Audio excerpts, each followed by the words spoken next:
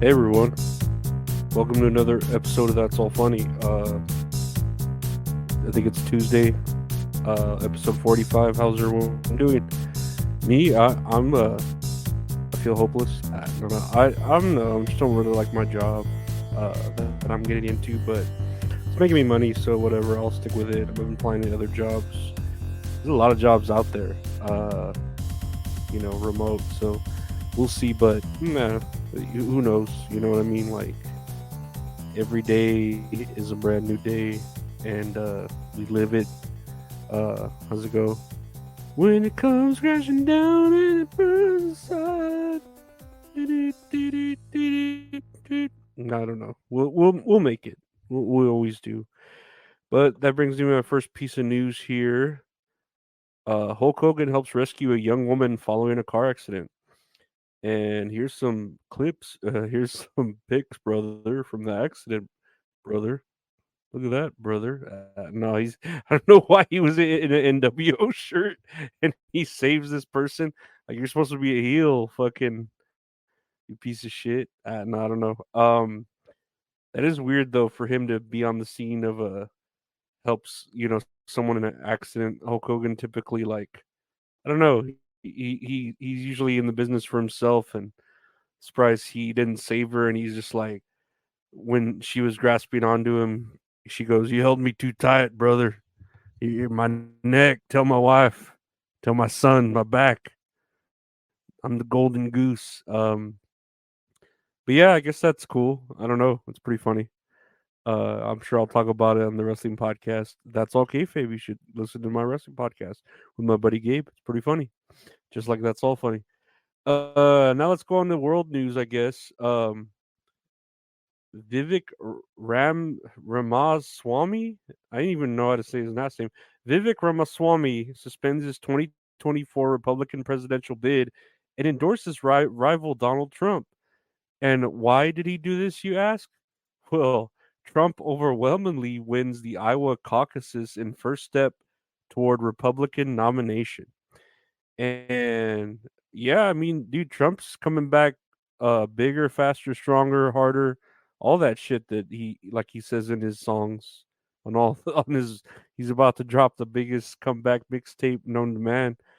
Uh I don't know why his son's back there being all creepy, but I don't know. Like I said, I'm not gonna vote, but I just think it's exciting for Trump to come back and shake up the business.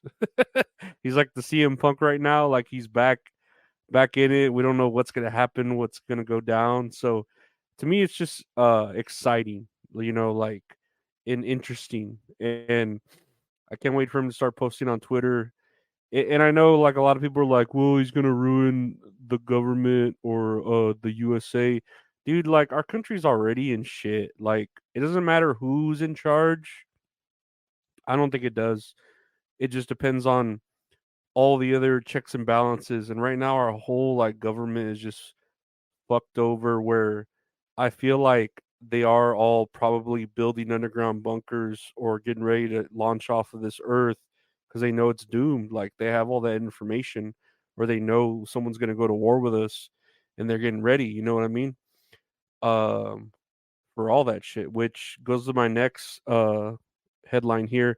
The UN calls for 4.2 billion in 2024 humanitarian aid for war ravaged Ukraine. And I'm like, dude, how much money have we just as the US and Biden, right, given already to Ukraine? Like a shit ton of money, like in the billions, maybe even in the trillions. I don't know. I haven't been keeping count. I just know I feel like every time I read a headline, we're giving them another billion that comes out of our ass, especially when we're fucking here. We can't forgive student loans, or there's no money for the unemployed, or there's homeless people, or the veterans, or blah blah blah, blah blah blah. And here's all these people giving money to Ukraine, and it's like, dude, like I don't know. It's just like, where's this fucking money coming from? Why aren't we helping like the homeless here or those migrants that they just keep moving around and tearing up the place? Like I don't understand. You know, and I see these billions of dollars, and here I am, like trying to budget myself and trying to work just like a $18 an hour, $20 an hour job to sustain myself, and then plus trying to keep myself medically, healthy, mentally, and that's even a struggle too. So it's just all struggles here.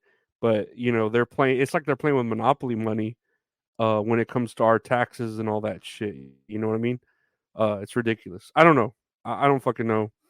And I feel like I'm becoming addicted to sports betting, but it's fun. No, hopefully I win big, and we could just become what is it? A professional sports bettor. Check out That's All Kayfabe for the link. No. Uh, please gamble responsibly.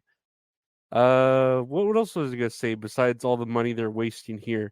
Oh, here's a news quote. The world could get its first trillionaire within 10 years, anti-poverty group Oxfam says. And they're saying, with these rich people like Elon Musk, Warren Buffett, Jeff Bezos, how their money, it keeps exponentially getting more and more because their businesses are booming or their money's just making money on top of money because that's how money's made.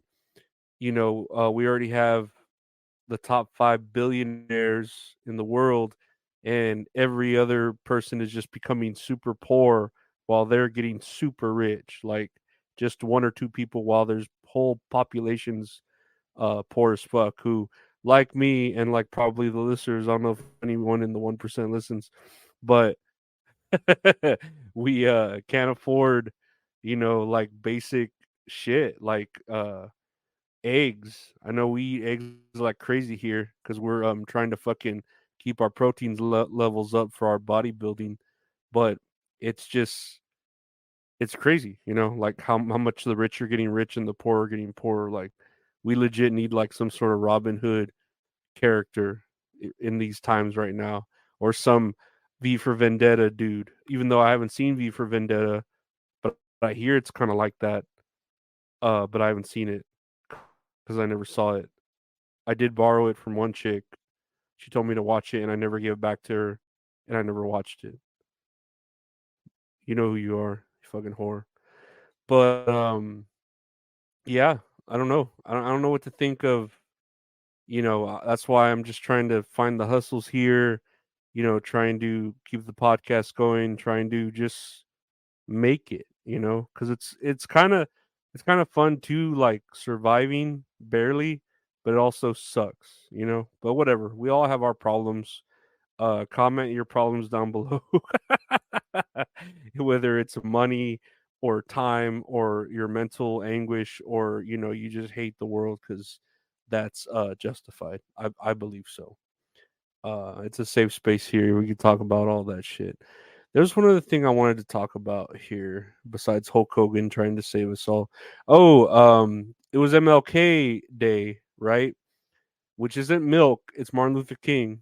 If anyone, mixes up the two, I understand, but one's black and the other one's white. Unless you get chocolate milk, but chocolate milk's brown, which I guess Martin Luther King was brown, and they call him black. I don't know. I don't know why they don't call black people brown people. Like some of them, I mean, some of them are like charcoal black, right? Like super duper, like shadow darkness, but the majority of them are brown, right? They're colored, which is what Kamala Harris was saying at the NAACP for a Martin Luther King speech. We will fight, Harris says in MLK Day speech, warning of threats to U.S. freedom. And I clicked on this article because I was like, well, what are these threats to our freedoms? Because I feel like our freedoms haven't really been threatened. It's just um like we've just been getting worse and worse. Like I don't feel our freedoms are threatened. It's just like we're in poverty, we're in decline of like our like morale. We don't feel united. but I don't feel less free. I feel, if anything, the same amount of freedom like that I could do. It's just I feel poor, like I can't do shit because I'm broke.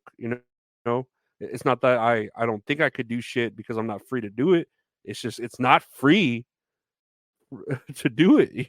Freedom isn't free. Freedom is expensive as fuck, right? Anyways, so the US Vice President Kamala Harris warned Americans that their freedom is under threat as she commemorated Martin Luther King Day in South Carolina, blah blah blah, for the 2024 Democratic election. She pressed on. Harris said that freedom in this country is under profound threat, citing the Supreme Court's overturning of Roe versus Wade, which I guess I don't know. That's more of a woman's issue. I'm not allowed to uh really like combat that, but I don't think the whole nation's under attack there. You know what I mean? Long lines for voting. I feel like that's just bad organizational skills if there are long lines, and the prevalence of gun violence, which I feel like goes against freedom. I don't know. As much as I like want gun control, I feel like you can't say our freedom is threatened without the use of gun control. Like that's kind of stepping on your own words there. She quoted King's late widow, Coretta Scott King, who said, "Freedom is never truly won. You earn it and win it in every generation." All right. So now you're just fucking on the heads of the past, people, whatever. You're on the shoulders of other giants. I don't know. That's just milking it. MLK. You're MLKing it. You're milking the vote. Um but yeah, I don't know. I'm not gonna vote. I don't really care what people do because I feel like the country's still just in shit. The country's like whatever job I take, the country's still gonna be in shit. I'm still gonna have to pay taxes. I'm still gonna feel like what like mentally the same way I feel, right? Nothing's gonna change, I think, as far as I'm concerned, right? For my own being. Maybe it'll change for people somewhere else, but that's their shit. I don't know. I don't know why we keep sending money to Ukraine. That doesn't really. I don't think that affects us unless we have, wink, wink, other reasons to keep them on the payroll. Wink, wink. But whatever. That's funny though that those NAACP colors are Ukraine colors. That's kind of subliminal there. But yeah, I don't know. What do y'all think? Do y'all care about what's going on? I mean, I wouldn't leave this country. I love the United States. I was born here, but I'm gonna talk shit about it because everyone else does. But it's like you know, land of the free, whatever you could do. But yeah, some of us just get born with better advantages. Like race or money or whatever. It's like a RPG. Like you have your stats, your skills, what you're given at the beginning, and you roll with it. And I'm trying to, roll sixes or nines or whatever just to get fucked. And I'm not doing well. So I'm going to complain about it.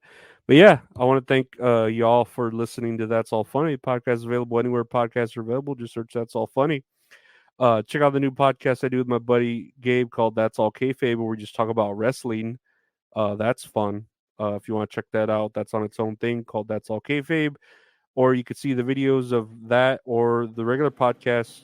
That's All Funny on the YouTube channel, youtube.com/at Lorenzo Ariola. We have videos there of the podcast, the wrestling podcast, and I also do a live show with Mint Salad called Tits and Areolas, where we talk about movies, we play a game, have some fun. If you want to see the older episodes of that, check out either of our Patreons for archived episodes. My Patreon, patreon.com/Lorenzo Ariola, where I have, early episodes published, bonus episodes, released episodes, just extra content. $5 a month gets you everything there and help support the podcast. Really appreciate it. You get a shout out here on the beginning the podcast with your name there for my supporters. I appreciate you all. And if you want to buy any merch from That's All Funny that's handmade exclusive check out the website retrohorrorinc.com, where we have merchandise for the podcast, prints, t-shirts, stickers. Check that out. And if you want to commission some art from a great artist, at Retro Horror Inc. on Instagram. He does all the art for the show. Check him out. He's the Bret Hart of graphic art. But I want to thank you all for listening. Thank my Patreon supporters for supporting the show, supporting me for doing whatever shit I do. And we'll be here tomorrow and the next day and the next day until the end of time. Take these broken wings. I need your hands to come and heal me once again, so I can fly till the end of time. That's Tupac. See you later. Bye.